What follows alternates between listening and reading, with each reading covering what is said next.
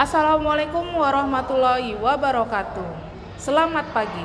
Yang terhormat Bapak Ibu penguji UKIN PPG dalam jabatan kategori 1 tahun 2023. Perkenalkan, nama saya Uswati Husnu Nadia, mahasiswa PPG dalam jabatan tahun 2023 kategori 1 Universitas Negeri Medan dengan NIM 9233410029.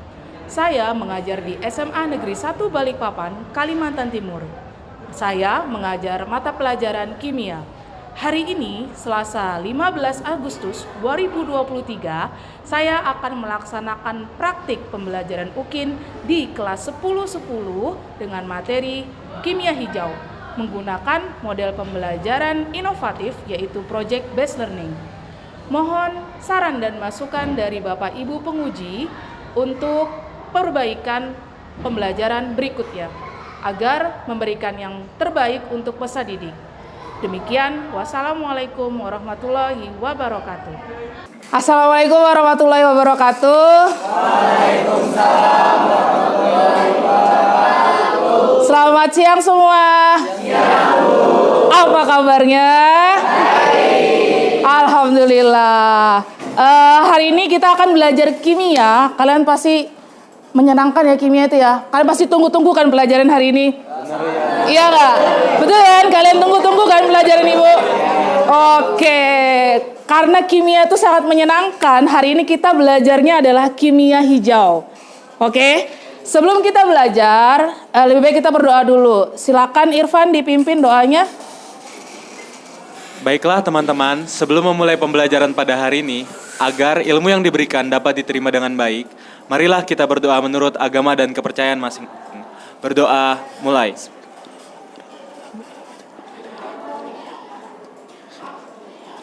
Berdoa selesai. Oke, apakah ada yang tidak hadir hari ini? Hari ini ada 3 orang Bu yang hadir. Siapa aja, Ferlin? Han sama Hafi itu dispen Bu. Oke. Paskas. Kalau Rasya sakit Bu. Oke, kita doakan semoga Rasya segera sembuh. Amin. Oke, karena kita mau belajar kimia hijau dan pastinya kita dalam kehidupan sehari-hari tidak akan pernah lepas namanya kimia. Benar nggak? Kira-kira apa sih yang kalian rasakan dari kalian bangun tidur sampai kalian tidur lagi di kehidupan kalian itu yang berhubungan dengan kimia? Kira-kira ada yang tahu nggak? Bernafas, menghasilkan oksigen. Terus kalau kita minum tuh, apa yang kita minum? Apa? H2O atau air. Kalau misalnya, tadi kan Daniel bilang bernafas, itu dari proses reaksi apa? Kalau misalnya reaksinya menghasilkan O2 dari tumbuhan itu reaksi apa namanya? Oke, berarti kita bernafas pun akan menghasilkan, kita bernafas pun akan memerlukan oksigen. Oke, reaksinya adalah fotosintesis. Jadi Ibu bilang reaksi kimia itu tidak akan pernah lepas dari kehidupan kita. Dari kita bangun tidur sampai kita tidur lagi, itu pasti berkaitan dengan kimia.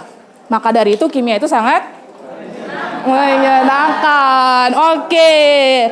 Sebelum kita masuk ke kimia hijau, Ibu akan menyampaikan dulu tujuan pembelajaran hari ini. Tujuan pembelajarannya adalah yang pertama, peserta didik mampu menjelaskan pengertian kimia hijau dan pentingnya kimia hijau dalam membantu melestarikan lingkungan. Yang kedua, peserta didik mampu menjelaskan penerapan kimia hijau sesuai dengan prinsip kimia hijau dalam upaya pelestarian lingkungan. Sebelum kita masuk ke dalam pembelajaran, Ibu ada video, tolong ditonton dulu. Di video ini ya, didengarkan ya. Penggunaan deterjen sebagai bahan pembersih sulit dihindari dalam kehidupan sehari-hari. Indonesia telah deterjen sebagai dua manfaat. Di satu sisi sangat memudahkan, di sisi lain limbahnya berakhir buruk bagi lingkungan hingga kesehatan. Apalagi limbah cuci umumnya langsung dialirkan ke selokan, bermuara ke sungai, lalu telah tanpa diolah.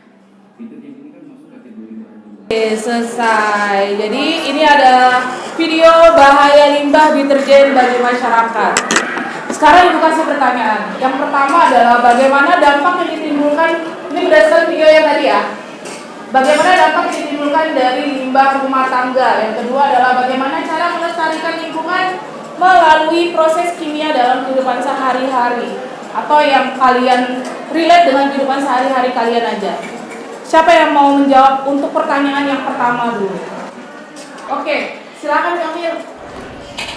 Jadi limbah deterjen merupakan bahan kimia berbahaya, yaitu surfaknat dan LAC, atau disebut juga dengan linear alkylbenzene sulfonat. LAS. LAS. Oke. Nah, jika limbah deterjen itu mencemari air sungai, maka akan menyebabkan terjadinya peristiwa eutrofikasi, yaitu ledakan populasi eceng gondok. Nah, mengapa hal itu bisa terjadi? Karena air yang tercemari oleh limbah deterjen akan menyebabkan kandungan unsur nitrogen dan fosfat di air sungai akan meningkat, sehingga mempercepat pertumbuhan eceng gondok. Oke, benar banget. Jadi suatu sungai itu bisa dikatakan tercemar. Salah satu indikatornya adalah adanya. Terima kasih, Kamil. Silakan duduk. Tepuk tangan dulu buat Kamil. Oke. Salah satu indikator bahwa ada eceng gondok di sungai itu merupakan salah satu indikator bahwa sungai tersebut adalah tercemar. Tercemar dari apa tadi sih di video? Ada dua ya, surfaktan atau las yang paling sering kita pakai di deterjen rumah tangga. Bagaimana sih caranya untuk meminimalisir? Salah satunya adalah menggunakan deterjen alami. Tahu nggak buah lerak? Tahu? Tahu. Pernah dengar? Pernah. Buah lerak itu digunakan untuk pencucian, bahkan sampai sekarang, dari zaman dahulu sampai sekarang, buah lerak itu digunakan untuk mencuci baju sebelum dikenal adanya deterjen. Dan itu sangat bermanfaat untuk kita, untuk lingkungan ke depannya. Ada lagi gak yang mau nambahin Kamil? Oke, Nadine, silakan. Jadi karena bahan-bahan berbahaya yang sudah disebutkan oleh Kamil tadi, nah bahan-bahan berbahaya itu kan ada di kandungan di dalam deterjennya itu. Biasanya kalau deterjennya udah dipakai dan tercampur dengan air, itu tuh airnya itu nggak diolah dahulu, jadi langsung dibuang ke sungai, dan itu tuh akan menyebabkan dampak buruk, yaitu sungai itu akan jadi lebih tercemar dan merusak ekosistem di dalamnya, sekaligus makhluk-makhluk hidup di dalamnya. Oke, tadi udah Ibu sampaikan. Terima kasih Nadine, tepuk tangan dulu buat Nadine. Tadi Ibu udah sampaikan ya bahwa salah satu indikator bahwa sungai itu tercemar adalah adanya eceng gondok, bukan? Indikatornya salah satu aja. Kenapa adanya eceng gondok menyebabkan itu sungai tercemar? Ada yang tahu nggak? Kenapa? Kira-kira? Gimana Nadine? Karena kan eceng gondok itu tuh menutupi semua yang permukaan sungai itu. Karena eceng gondok itu menutupi, jadinya sinar matahari yang mau masuk ke dalam airnya itu nggak bisa masuk. Terus terhalang, sehingga oksigen di dalam air itu berkurang. Bener banget. Terima kasih Nadine. Tepuk tangan lagi boleh. Benar kata Nadine, adanya eceng gondok itu akan memperdangkal. Yang pertama adalah memperdangkal si sungai tadi. Terus yang kedua adalah menutup si sinar matahari untuk masuk ke dalam di dalam sungai, sehingga ekosistem yang ada di laut atau di sungai itu akan Rusak. berkurang atau bahkan rusak. Oke, pertanyaan yang kedua. Bagaimana cara melestarikan lingkungan melalui proses kimia dalam kehidupan sehari-hari? Ini boleh dari perilaku kalian sehari-hari ya, nggak selalu proses kimia. Siapa yang mau jawab? Oke, Rani. Jadi cara melestarikan lingkungan itu bisa dengan langkah sederhana ya Bu. Itu bisa mulai dari diri kita sendiri. Nah, caranya itu dengan mengurangi limbah plastik. Karena limbah plastik itu kan limbah yang nggak bisa diuraikan. Nah, cara mengurangi limbah plastik itu sendiri itu bisa dengan membawa tumbler sehari-hari. Jadi kita tumbler nggak? bawa. Oke, berarti sudah mulai ya. Iya. Oke, lanjut. Jadi nggak perlu beli lagi botol mineral plastik. Ya. Terus yang kedua bisa membawa tote bag. Kalau mau belanja atau apa gitu kan Bu nggak perlu pakai plastik lagi gitu kan. Nah dari langkah sesederhana itu aja bisa kita melestarikan lingkungan kita. Oke, terima kasih Adonia. Tepuk tangan dulu. Pasti bawa tumbler semua kan di atas meja? Bawa. Itu di bawah ya, setiap hari. Terus kalau belanja, jangan lagi menggunakan plastik. Itu adalah langkah awal kita untuk mencegah adanya pencemaran lingkungan atau kita melestarikan lingkungan. Dan pemerintah Kota Balikpapan sudah mengeluarkan undang-undang daerah ya, benar ya? Bahwa tidak boleh menggunakan plastik, terutama di perusahaan retail atau bukan perusahaan, kayak toko retail kayak di hypermart gitu-gitu. Itu sudah tidak dikeluarkan lagi penggunaan plastik. Sebelum kita masuk pembelajaran, silahkan kerjakan pretest yang ada di depan. Boleh di-scan menggunakan handphonenya masing-masing atau gadgetnya masing-masing. Kasih waktunya 3 menit cukup ya? Cukup, silakan dikerjakan. Kerjakan sesuai kemampuan kalian aja.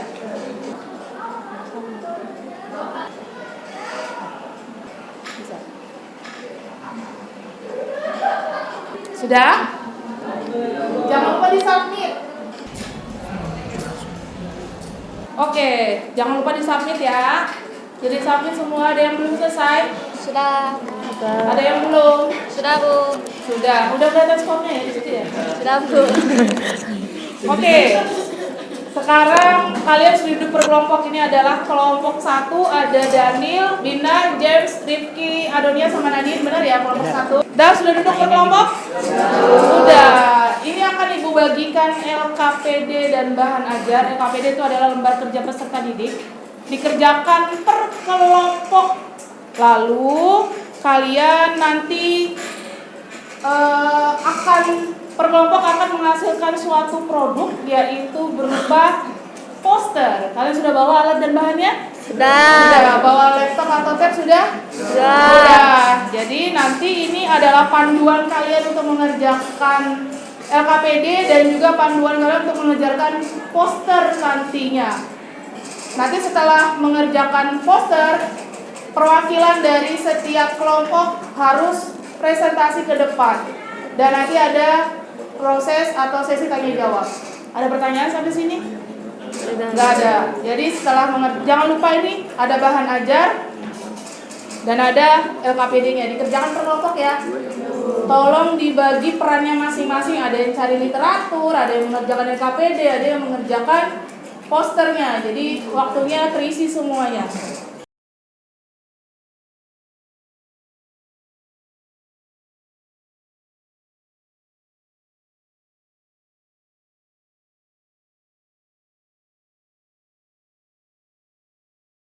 Kita bahas dulu bagaimana cara mengerjakan LKPD-nya. Buka, jangan lupa ditulis per kelompoknya di sini. Nama kalian di depan, ada 6 orang per kelompok. Kemudian kita buka lembar yang pertama. Tadi ini adalah video yang tadi kita lihat bersama-sama. Jadi ini tadi kan sudah dijawab juga ya. Kemudian mana ini? Ini ada bagan 12 prinsip kimia hijau, nanti tolong dibaca. Selanjutnya ada literasi di sini. Literasinya adalah produk pembersih rumah tangga dan tubuh bisa berdampak buruk bagi lingkungan. Silakan dikerjakan, ada 2 soal. Nanti per kelompok setelah mengerjakan ini nanti kalau misalnya ada pertanyaan silakan tanya ke Ibu. Oke? Silakan waktunya untuk mengerjakan yang pertama dulu, waktunya 5 menit. Silakan dikerjakan. Ada yang bingung silakan ya tanya ya. Ya Bu.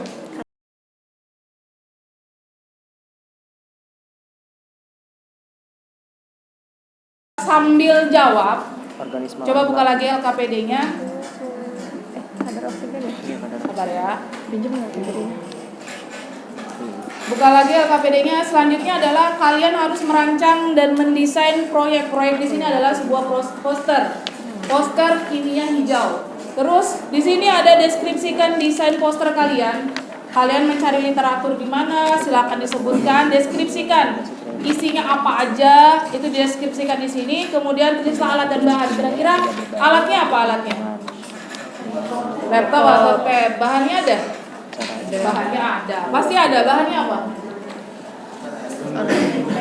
Hah? Apa? Kalian kan pakai alatnya literatur, bener. Jadi alatnya itu ada laptop dan juga aplikasinya yaitu Canva. Kita Canva ya. Kemudian langkah pengerjaannya jangan lupa diisi poin 1, poin 2, poin 3, dibikin poin. Langkah 1 ngapain, langkah 2 ngapain, langkah 3 dan seterusnya. Ini di sini. Kemudian isi jadwalnya. Kita susun jadwalnya hari ini ya. Mulai mencari literatur pembuatan dan teman-temannya. Baru susun dan kerjakan rancangannya, boleh berupa gambar di sini, boleh berupa prosedurnya kalian buat di sini juga boleh. Habis itu nanti evaluasi proses dan hasil proyek ini ketika kalian presentasi atau ada pertanyaan. Jadi ditulisnya di evaluasi. Oke, aman ya? Ada yang mengerjakan apa tadi? LKPD, ada yang mengerjakan poster. Silakan dikerjakan. Untuk yang literasi sudah? Yang literasi sudah? Sudah, Bu. Sudah. Apakah ada pertanyaan setelah baca literasi? Siapa yang mau bertanya? Oke, Noval. Ya, saya mau bertanya, Ya. bagaimana cara agar limbah kimia yang dihasilkan oleh produk pembersih rumah tangga dapat diminimalisir atau bahkan dihilangkan? Oke, Ya. terima kasih. Noval. Dengerin ya, tadi Noval nanya bagaimana limbah hasil, kan kita tadi baca literaturnya adalah limbah hasil rumah tangga ya. Bagaimana caranya biar itu bisa dihilangkan atau bahkan dikurangi atau bahkan dihilangkan. Sebelumnya kita harus tahu apa itu kimia hijau. Kimia hijau kalian sudah baca tadi? Sudah. Kimia hijau itu adalah suatu upaya untuk mendesain atau merancang si proses kimianya atau produk kimianya untuk meminimalisir atau bahkan menghilangkan bahaya yang dihasilkan atau limbah yang dihasilkan. Berarti suatu upaya untuk mendesain produknya atau prosesnya dalam suatu reaksi kimia untuk meminimalisir adanya limbah dari yang biasa dari proses kimia. Gitu ya. Paham nggak? Gini, kalau misalnya ada pabrik itu menghasilkan limbah. Habis itu limbahnya kita perbaiki, diolah sehingga pas masuk ke dalam masyarakat tidak terlalu berbahaya. Itu kategorinya masuk kimia hijau atau bukan? Ini ada pabrik nih, dia menghasilkan limbah. Habis itu limbahnya diolah, habis itu biar tidak terlalu membahayakan masyarakat. Itu masuk kimia hijau atau bukan? Masuk. Yakin? Ya. Jadi, kalau limbah yang dihasilkan dari suatu pabrik setelah pabrik ini ya menghasilkan limbah, baru limbahnya yang diolah, itu masuk kategori kimia lingkungan. Tapi kalau misalnya kimia hijau itu adalah bagaimana cara mencegah sebelum limbah itu terjadi. Paham ya? Paham. Contoh, ibu kalian pasti mandi kan, pakai sabun kan? Oke, sabun yang kalian pakai itu yakin kan tidak menghasilkan limbah? Tidak yakin. Tidak. Coba dibaca nanti sabunnya di rumah, apakah mengandung SLS atau tidak? SLS, sodium laurin sulfat, atau LAS tadi yang disebutin sama si siapa? Kamil. LAS atau surfaktan bahasanya, atau bahasa lainnya kalau misalnya yang di sabun itu SLS. Hampir semua produk yang kita gunakan itu adalah mengandung SLS. SLS itu salah satu bahan kimia yang sama prosesnya itu menghasilkan limbah, salah satunya. Tapi bagaimana caranya kita bisa menghindari itu? Kita menggunakan sabun organik atau sabun ramah lingkungan. Kalian pernah bikin sabun? Belum ya? Pernah. Kalau kalian lihat deh di botol kalian mandi, sabun mandi itu pasti tulisannya body wash kan, atau cream wash kan. Adakah soapnya? Body soap, apa cream soap? Ada nggak? Soap. Wash atau soap? Berarti gunanya untuk membersihkan. Sedangkan sabun yang kita harus gunakan itu adalah reaksi saponifikasi. Makanya tulisannya saponifikasi atau soap. Jadi sabun yang kalian pakai itu masih menghasilkan limbah. Walaupun Indonesia itu mengurangi penggunaan surfaktan atau SLS atau LAS tadi. Jadi dikurangin kadarnya, tapi tetap ada limbah yang dihasilkan. Paham ya? Bagaimana caranya? Berarti kita menggunakan sabun organik atau sabun ramah lingkungan dari reaksi saponifikasi atau SOP tadi. Nanti kalau ada waktu di pertemuan berikutnya kita belajar untuk pembuatan sabun alami atau sabun ramah lingkungan. Oke, silakan dilanjutkan proses pembuatannya. Ada lagi gak yang mau nanya? Satu lagi. Oke, Marvel, silakan. Saya mau bertanya, Bu. Apakah semua reaksi kimia itu berbahaya? Apakah semua reaksi kimia itu berbahaya? Oke, terima kasih Marvel. Apakah semua reaksi kimia berbahaya? Sekarang Ibu tanya, kamu bernafas menggunakan oksigen. Berasal dari mana reaksinya? Fotosintesis. Reaksi itu kan ada yang secara alami, ada yang dibuat manusia, benar gak? Kalau misalnya alami kayak fotosintesis. Terus apalagi? Ada yang tahu nggak secara alami? Gak tahu. Oke, yang biasa kita temui aja. Fotosintesis itu adalah reaksi yang alami. Kalau misalnya reaksi campur tangan manusia, misal reaksi pembakaran sampah. Pembakaran sampah kan, apakah pertanyaan gini, apakah semua reaksi itu berbahaya atau enggak? Jawabannya ada iya, ada enggak. Adakah yang campur tangan manusia itu aman atau tidak? Jawabannya ada yang iya, ada yang enggak. Contohnya yang enggak gimana sih? Kamu pasti pernah makan roti kan? Pernah. Itu kalau roti dibuat menggunakan apa sih biar ngembang? Ragi itu adalah natrium bikarbonat yang ditambahkan dalam suatu roti sehingga rotinya mengembang menghasilkan karbon dioksida. Itu berbahaya atau enggak? Enggak. Berarti ada yang campur tangan manusia itu merupakan reaksi yang berbahaya, ada yang tidak. Terus apakah yang alami itu semua aman? Tidak juga. Enggak. Tadi fotosintesis. Kalau yang enggak aman kira-kira apa? Reaksi perkaratan, tahu nggak perkaratan? Besi, apalagi kalau jembatan ya, jembatan besar terus misalnya jembatannya berkarat, pasti akan membahayakan manusia. Gitu ya? Aman ya Marvel? Oke, terima kasih. Sekarang coba dilanjutkan lagi, dikerjakan LKPD sama posternya.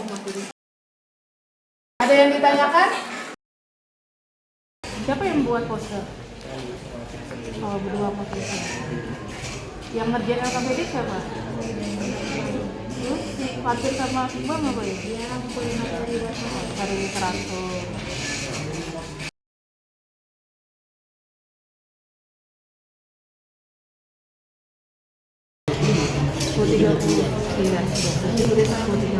Pokoknya berproses sama punya dan gambar. Kelompok 1 dan kelompok 2 siapa yang mau maju? Kelompok 2, ya oke silakan. Nanti kelompok 1 yang masih pertanyaan ya. Oke. Silakan kelompok berapa nih? 2. Assalamualaikum warahmatullahi wabarakatuh. Kami dari kelompok 2 akan mempresentasikan prinsip-prinsip kimia hijau, yaitu 4 prinsip pertama. Sebelumnya perkenalkan, saya Muhammad Irfan. Saya Muhammad Rizky Nugraha. Saya Luna. Saya Brightly Karen. Saya Abimanyu Putra Nugroho. Saya Joshua Rafael Panjaitan. Dan untuk penjelasan selanjutnya akan dijelaskan oleh Oyong. Jadi kali ini saya akan menjelaskan apa itu kimia hijau. Jadi kimia hijau adalah pendekatan kimia yang memaksimalkan efisiensi dan meminimalkan pengaruh bahaya bagi kesehatan dan lingkungan. Jadi kali ini kita akan menjelaskan 4 prinsip kimia yang pertama. Jadi saya akan menjelaskan prinsip kimia yang pertama yaitu pencegahan limbah. Jadi prinsip kimia hijau yang pertama yaitu pencegahan limbah yang berbahaya. Kimia hijau bisa meminimalkan produksi limbah yang berbahaya karena lebih baik mencegah produk daripada mengolah dan membersihkannya. Jadi selanjutnya ada ekonomi atom. Metode sintesis harus dirancang untuk memaksimalkan penggabungan semua bahan yang akan digunakan dalam proses produk akhir. Selanjutnya prinsip ketiga yaitu melakukan sintetis kimia tidak berbahaya. Metode sintetis dirancang untuk menggunakan serta menghasilkan zat dengan kandungan lebih sedikit atau tanpa toksisitas terhadap kesehatan manusia juga lingkungan. Prinsip yang keempat adalah perancangan bahan kimia yang lebih aman atau design safer chemicals. Selanjutnya akan diadakan seksi pertanyaan. Mungkin dari teman-teman ada yang ingin bertanya? Siapa yang mau bertanya silakan untuk kelompok 2. Perkenalkan, nama saya James Samuel Stubang. Saya ingin menanyakan apa yang dimaksud dengan ekonomi atom. Baik. Saya akan jelaskan apa itu ekonomi atom. Jadi ekonomi atom adalah metode sintesis baru yang dirancang untuk memaksimalkan penggabungan semua bahan yang digunakan dalam proses ke dalam produk akhir, sehingga limbah yang dihasilkan itu lebih sedikit. Jelas kan? Ya, nice. Tangan dulu dong foto. Ada lagi nggak yang mau tanya untuk kelompok 2? Oke, boleh. Baik, silakan Dika. Apakah dengan adanya prinsip kimia hijau ini bisa mencegah atau hanya dapat mengurangi proses dari limbah tersebut? Nah, menurut saya sendiri itu, kimia hijau bertujuan untuk memaksimalkan efisiensi dan mengurangi dampak bagi lingkungan hidup. Kimia hijau dapat digunakan dengan signifikan mengurangi dampak bagi lingkungan dengan penggunaan teknologi yang ramah lingkungan, pengurangan limbah, serta efisiensi dalam penggunaan bahan kimia yang aman.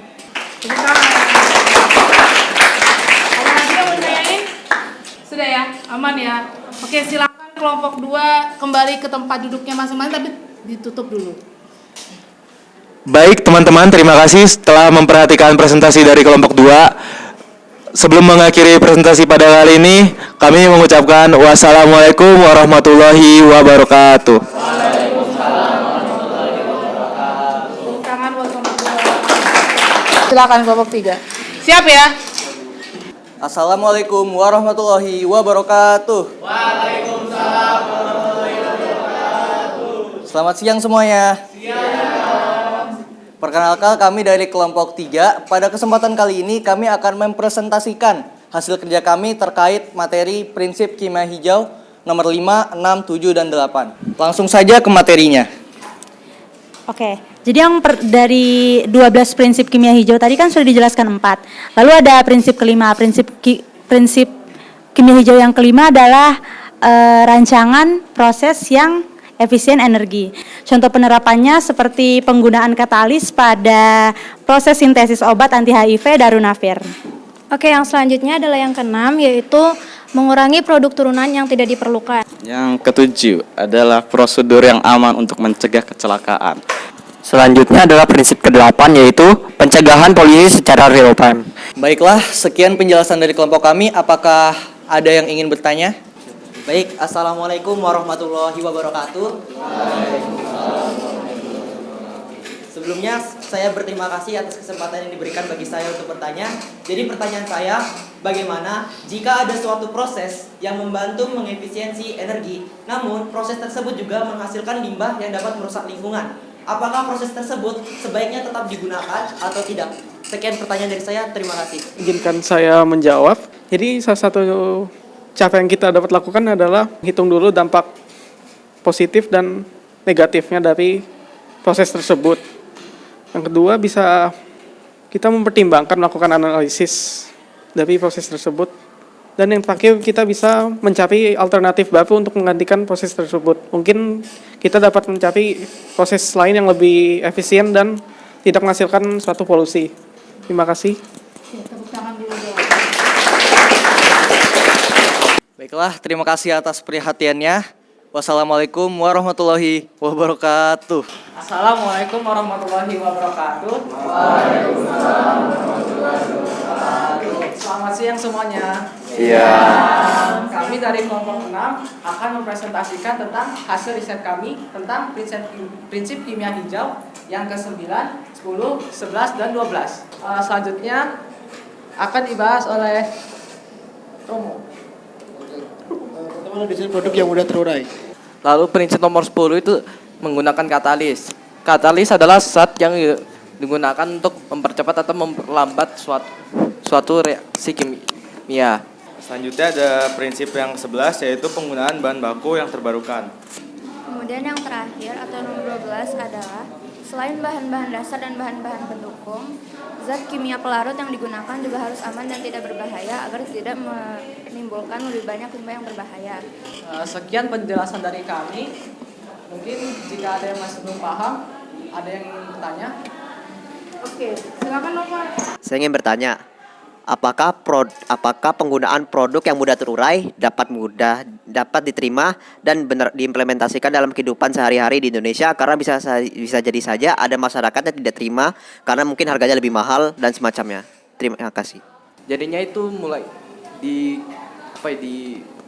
dimajukan daya tarik masyarakat untuk menggunakan produk-produk tersebut itu meningkat karena mengurangi dampak negatif tersebut. Oke. Tepuk tangan buat kelompok berapa nih? Kelompok 6 ya. Sekarang boleh gak Ibu nanya? Satu dulu. Tadi kan nyebutin katalis ya? Iya benar ya? Katalis itu apa sih tadi? Kalau berdasarkan hasil riset kami, katalis adalah zat yang mempercepat atau memperlambat reaksi kimia. Katalis tuh masih bahasanya masih asing gak sih di kalian? Cara katalis itu kan tadi suatu zat yang ditambahkan dalam suatu reaksi untuk mengefisiensi si proses reaksi kimia sehingga lebih cepat. Contohnya, ini yang contoh bukan dalam bentuk reaksi ya. Kalian pernah nggak paku dimasukkan ke dalam air?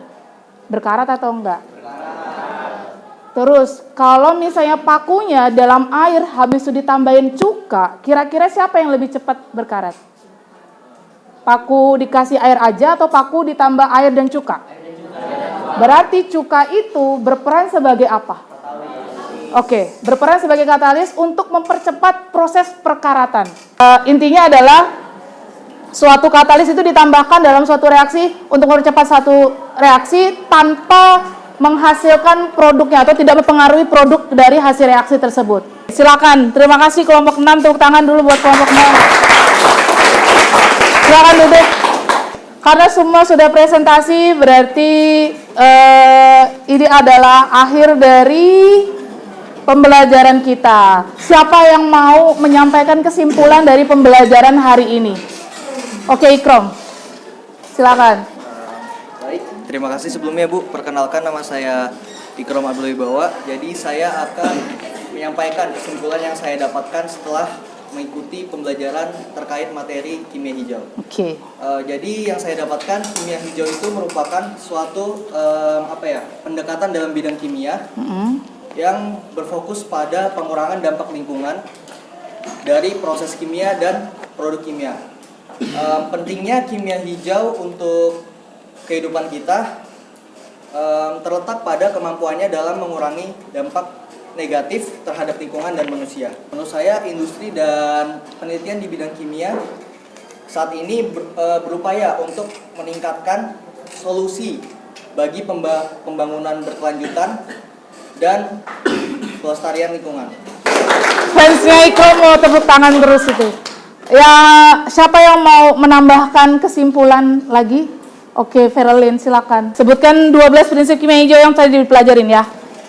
Perkenalkan, namanya saya Farelin. Jadi dari kegiatan hari ini saya akhirnya telah mengetahui dan memahami tentang prinsip kimia hijau. Jadi prinsip kimia hijau itu membahas tentang berbagai cara untuk mengurangi dampak dari produksi bahan-bahan kimia terhadap lingkungan dan kesehatan manusia, serta juga menunjukkan prioritas penelitian dan pengembangan teknologi kimia hijau. Jadi 12 prinsip itu adalah pencegahan limbah, manajemen atom yang baik, proses sintesis kimia yang lebih aman, rancang bahan kimia yang lebih aman, rancangan proses yang efisien energi, mengurangi produk turunan yang tidak perlu, prosedur yang aman untuk mencegah kecelakaan, mencegah polusi secara real time, desain produk yang mudah terurai, menggunakan katalis, menggunakan bahan baku yang terbarukan, dan yang terakhir, penggunaan pelarut dan bahan pendukung yang lebih aman. Terima kasih. Iya, terima kasih Ferelin. Kalau misalnya prinsip kimia hijau dan peranannya, siapa yang mau memberi kesimpulan? Iya, Daniel ya? Perkenalkan, nama saya Daniel Jada Pratikno. Jadi kali ini saya akan menyimpulkan, kita kan sudah ya tadi belajar tentang kimia hijau. Nah, jadi kimia hijau ini adalah suatu prinsip untuk menekan atau meminimalisir terjadinya permasalahan lingkungan yang disebabkan oleh proses-proses atau bahan-bahan kimia yang berbahaya. Nah, jadi dengan adanya kimia hijau ini kita dapat mengganti bahan-bahan yang tadinya itu berbahaya untuk lingkungan. Kita gantikan dengan bahan yang ramah lingkungan, sehingga masalah lingkungan itu dapat teratasi. Nah, contohnya dalam kehidupan sehari-hari itu seperti apa sih? Jadi yang pertama ada penggunaan bioplastik. Kita tahu plastik ini sudah menjadi masalah yang umum sekali di Indonesia dan sudah menjadi masalah dunia. Karena plastik ini itu mengandung bahan kimia yang berbahaya, dan juga dia sulit terurai, tidak dapat terurai secara sempurna dan membutuhkan waktu yang lama. Nah, jadi kita dapat menggantinya dengan bioplastik. Karena bioplastik ini bahan baku pembuatannya itu berasal dari alam, yang mana dapat terurai secara sempurna di alam. Terus yang kedua juga kita bisa menggunakan biosolar. Karena solar ini itu juga hasil pembakarannya itu dapat mencemari udara ya. Nah, jadi dapat kita gantikan dengan biosolar. Benar ya? Kalau penerapannya Indonesia sudah menerapkan. Kalau kalian tahu bahkan di Balikpapan sudah menerapkan biogas. Tahu gak? Biogas yang sekarang bahkan kalau daerah Geraha sana lagi ditanam pipa, bener gak? Dari PNG. PNG itu apa?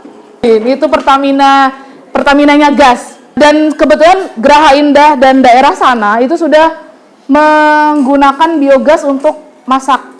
Mungkin ada beberapa rumah aja yang dipasang instalasi biogas tadi. Dan biogas itu digunakan untuk memasak. Dari mana asalnya? Tahu nggak dari mana? Dari sampah, benar. Dari sampah, kemudian menghasilkan amonia, kemudian ada metana di situ. Itu yang dialirkan ke rumah-rumah. Sekian pembelajaran hari ini, tapi sebelumnya kita post test dulu. Karena keadaannya lagi mati lampu, jadi Ibu akan keliling kalian scan post testnya di sini ya. Oke, silakan disediakan gadgetnya masing-masing.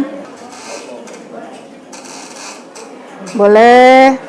Bukan Ibu loh yang di scan.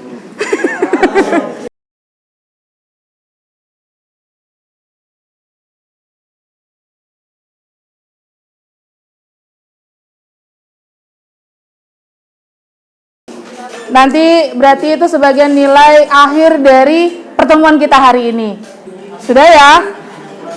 Berarti karena sudah semua mengerjakan post test, sudah dikirim ya? Untuk pertemuan selanjutnya nanti kita mencoba praktek pembuatan sabun organik atau sabun ramah lingkungan. Jadi tiap kelompok tolong disiapkan alat dan bahannya. Oke? Mau praktikum nggak? Oke. Karena mau berarti minggu depan tolong disiapkan ya. Karena sudah belajar, berarti Ibu pengen tahu nih perasaan kalian selama mengikuti pembelajaran hari ini. Siapa yang mau menyampaikan perasaan kalian selama pembelajaran hari ini? Oke, itu kayaknya udah angkat tangan dari tadi nih. Ayo Ki. Sebelumnya terima kasih atas kesempatan yang diberikan kepada saya untuk memberitahukan perasaan saya terhadap pembelajaran kali ini.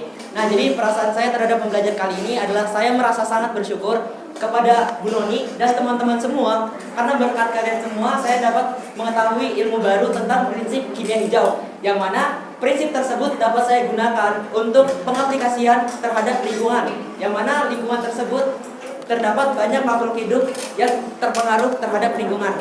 Sekian dari saya, terima kasih.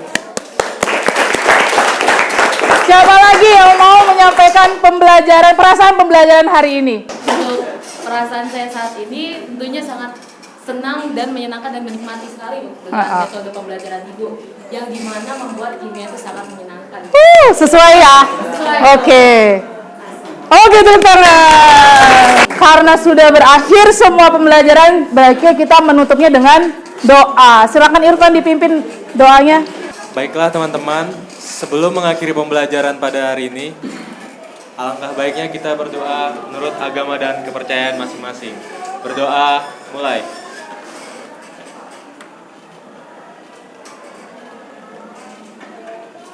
Berdoa selesai. Terima kasih semua, boleh istirahat. Dadah.